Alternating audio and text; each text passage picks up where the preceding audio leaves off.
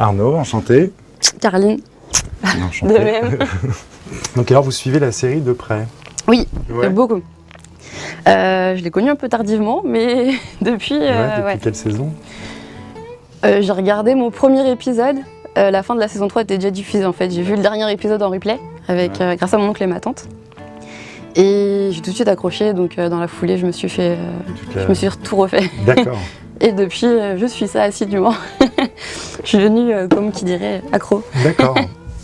Alors, je suis pas du tout musicienne, alors je connais pas du tout ce genre de choses. Rien que ça, je trouve ça assez impressionnant. Je sais pas du tout comment ça fonctionne, comment ça peut être fait, donc c'est totale découverte.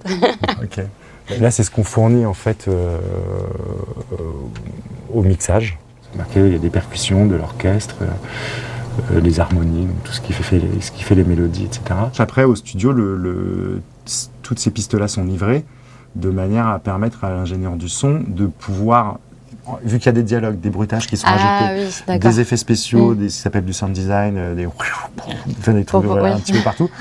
Donc, du coup, il y a de la musique, des dialogues, des machins, il y a plein de choses.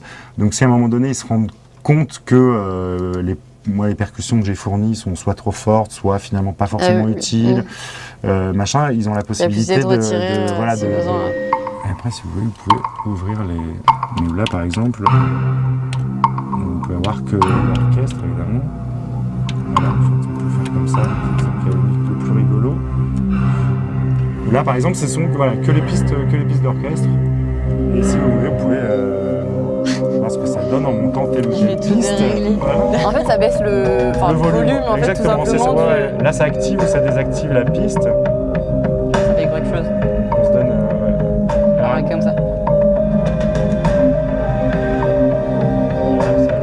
C'est vrai. Ah ouais, d'accord.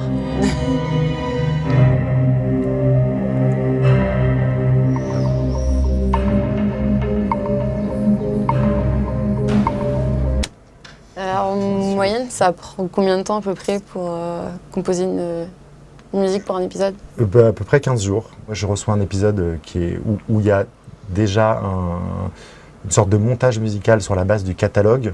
Et à partir de là, moi, je retravaille séquence par séquence, là où il faut de la musique, etc. Et puis parfois, j'en mets là où il n'y en a pas, parce que je me dis, tiens, là, ça serait bien, etc. Savoir qu'il y a en moyenne à peu près 20 musiques, 20 ou 25 musiques par épisode. La victime est devenue un monstre grâce à vous. Et les circonstances atténuantes que la justice retiendra ne lui épargnera pas les séjours en HP. Sans parler de la petite Astrid, qui est la plus à plaindre. Ça fait bizarre. C'est mieux avec ou sans? C'est mieux avec.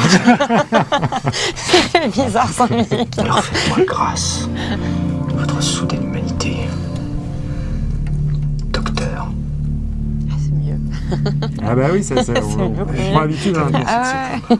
Je me dis, en tant que compositeur, peut-être que la vocation première, c'est peut-être pas de composer pour des séries ou des films ou quoi que ce soit, je sais pas. Moi, la musique pour l'image, ça m'a toujours intéressé. Alors, je voulais faire du jazz, donc j'étais saxophoniste de jazz, donc ça n'a strictement rien à voir.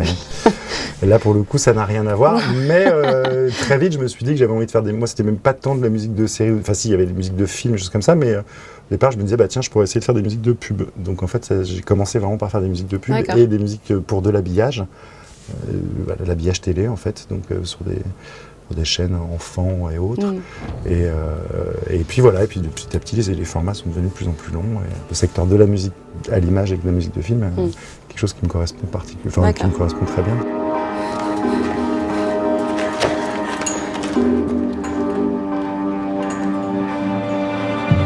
On y va! Je trouve que dans le terrain, on retrouve vraiment, juste en entendant la musique, on sait que c'est... Enfin, personnellement, je trouve qu'on entend et on sait que c'est qu'un. J'imagine pas une série sans un générique qui marque ou qui... À l'entendre, il faut qu'on se dise, ça, je sais que c'est ça, je sais que c'est telle série. Oui, souvent, c'est vrai que c'est le générique qui fait l'identité de... C'est ça.